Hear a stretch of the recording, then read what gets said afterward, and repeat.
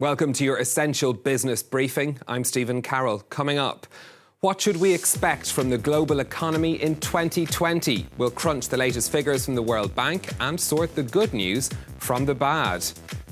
The price of chocolate could be about to soar as producers prepare to impose a massive levy on their cocoa. And why new food labelling rules mean French shoppers might find it harder to buy organic tomatoes this winter.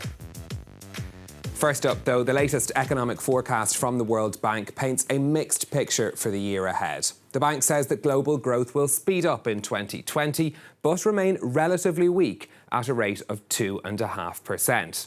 The bad news is for advanced economies, where the likes of the United States and the Eurozone will see their growth slow down this year, while emerging and developing countries will see an improvement.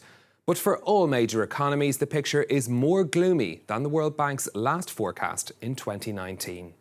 One of the lead authors of that report is Franziska Ohnsorge from the World Bank, and she joins us now from London. Franziska, thanks for being with us. I'm going to start by asking you, with the events of the recent days in the Middle East, I'm wondering how an escalation of these tensions might actually affect the economy in that region over the coming year. You know, geopolitical issues have been a risk to global growth for a while now. And they continue to be a risk, and these events are just a reminder that geopolitical risks continue to be a downside scenario to global growth. As it is, we expect a very fragile global recovery in 2020, and any number of risks can derail that. Well, looking at the more broad picture then, should we consider 2020 to be a better year, a more optimistic year than 2019? Somewhat better. So 2019 was an exceptional year. Global growth reached a post-crisis low of 2.4%. Emerging market and developing economy growth reached a post-crisis low of 3.5%. In the last couple of months, we have seen signs of stabilization. Business surveys have improved a bit. Some of the export numbers that have recently come out are a bit better. There is some signs that the trade tensions are easing. So we do expect a stabilization in 2020, but that is a pickup, an inching up of global growth from 2.4% in 2019 to 2.5% in 2020. And even that is a very fragile recovery. It essentially rests on a rebound in emerging market growth to 4.1%. And that in turn is itself driven by really strong rebounds in 8 emerging markets and developing economies that are coming out of a very difficult 2019. So there are big downside risks to this global growth outlook. So what sort of things should we be worried about then in the coming year? Is US-China trade tensions still a bigger concern this year as it was last year? So there are a number of downside risks to a global economy. One of them is that trade and tensions escalate again, and that will set back global trade again. Last year was really the year with the weakest global trade growth, less than 1.5% by our estimate. So we do expect a pickup, but that can be derailed if trade tensions intensify yet again in 2020. Another risk is the risk of financial market disruptions. Yes, it does look like global interest rates will remain low for a long time, and that's what markets expect at the moment. But there's always the possibility that suddenly there's a turn in investor sentiment, risk aversion rises, and financing costs go up. Another risk is that there's a growth slowdown in the major economies, like the US or the euro area or China. A sharper than expected slowdown in these economies would be felt in emerging markets and developing economies. And finally, there are, of course, the geopolitical tensions. If they are sustained, if they accelerate, intensify, then yes, that is a risk to global growth. I should mention that there is also one upside risk to global growth. It does look like currently there is a stabilization that could just possibly turn into a sustained upturn, a broad-based upturn, simply because the manufacturing cycle turns and there's no new shock to a global economy. So we'll have to see whether one day of sunshine makes a summer. But there is a possibility that global growth picks up in this broad-based, synchronized upturn. I appreciate you finding the upside and the bright spot in these figures for us as well. Staying with that theme then, looking at the emerging markets or emerging economies that are doing well, what's driving their growth? Well, actually, a number of emerging markets and developing economies are still growing robustly, despite this weak external environment. So, for example, on average, if you just count the number of emerging markets and developing economies that are growing by more than 5%, that's 1/4 of emerging markets and developing economies. A lot of them are agricultural commodity exporters in Africa. Some of them, even India, where growth has slowed sharply last year, we're expecting a pickup from 5% last year to 5.8% this year.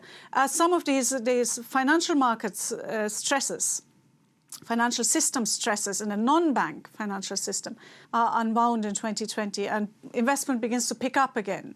So a lot of emerging markets, 1/4 of them, are still growing at robust rates. It's just that their growth is not accelerating much in a lot of them. We did have a lot of warnings in 2019 about the risk of recession in certain economies. We thought Germany was going to go into a recession at one stage. We thought the UK was going to go into recession at another. Will we hear, do you think, plenty more of those warnings this year? Well, the baseline forecast is, of course, not for a recession. We expect global growth to pick up. The other thing to bear in mind is that global recessions, at least, not just in individual countries, but global recessions, really disruptive events where per capita growth goes negative, those are very rare. We've only had 4 of them since 1950 in the global economy.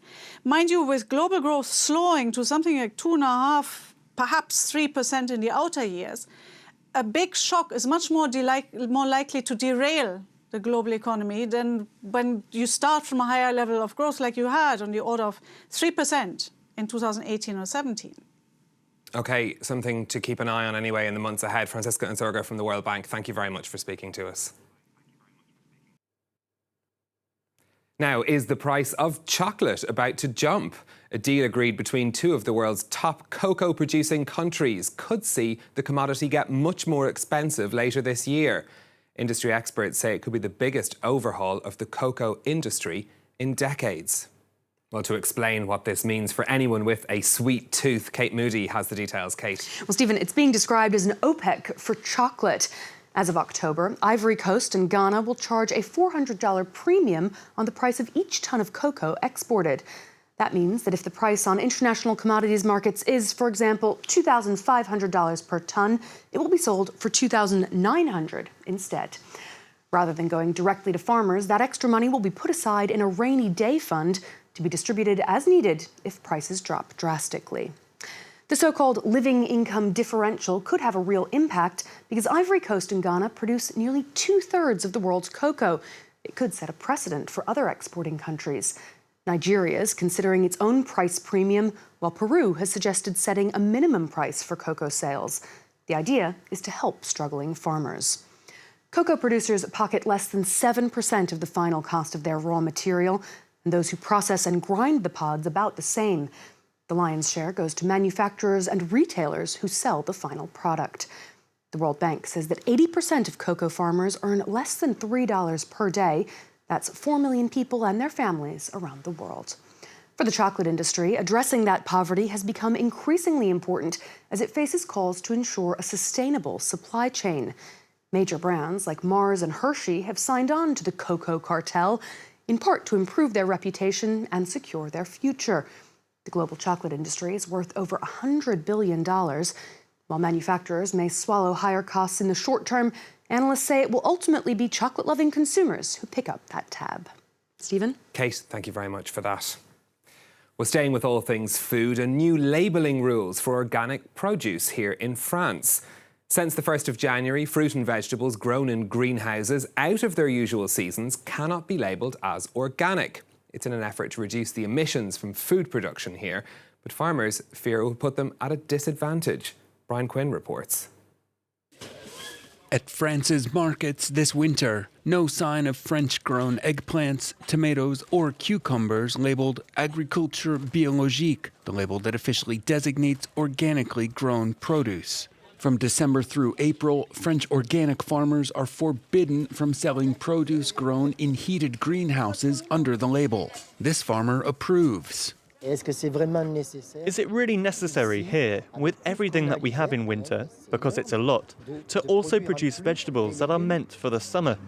The new restriction has grown out of a long debate over the future of organic food in France. Traditional producers say heated greenhouses are part of an effort by large interests to industrialize organic farming, contrary to the original spirit of the practice. They point in particular to the method's carbon footprint. A kilo of tomatoes grown in a heated greenhouse is responsible for 2.2 kilograms of CO2 emissions and 7 times the amount of greenhouse gases overall than a kilo grown outside in the summer. Pro-greenhouse groups, though, point to the ever-growing demand for organic products and warn of market distortions. Today, 78% of the tomatoes, 70% of cucumbers, and 69% of zucchinis sold in France come from abroad. They say the new measure only serves to help the competition in neighboring countries. It establishes that the rest of Europe will continue to use heated greenhouses, while we in France will once again have harder conditions. And it absolutely won't prevent vendors like big supermarkets from sourcing products elsewhere. It's not a total ban. French organic producers can still use their greenhouses, they just can't sell summer vegetables in winter. France's agriculture ministry says it's hoping the EU as a whole will settle the issue when it revises its organic farming rules in 2021. Well, that's it from us for this week, but you can listen back to this and previous episodes of People in Profit as a podcast on Spotify, Apple and Stitcher. And you can get in touch with us on Facebook at France24 Business and tweet me with your comments at NewStephen. Until next time, thanks for watching.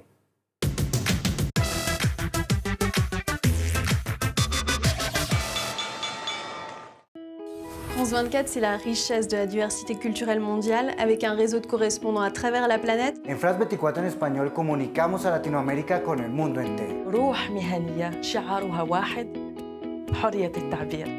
هذه هي بصمة France 24. Africa on France 24 is about its people and their stories. Los ciudadanos nos cuentan cuáles son las iniciativas y las problemáticas que tienen en sus comunidades a través del programa Los Observadores. Eso los acerca aún más a France 24. Liberté, égalité, actualité.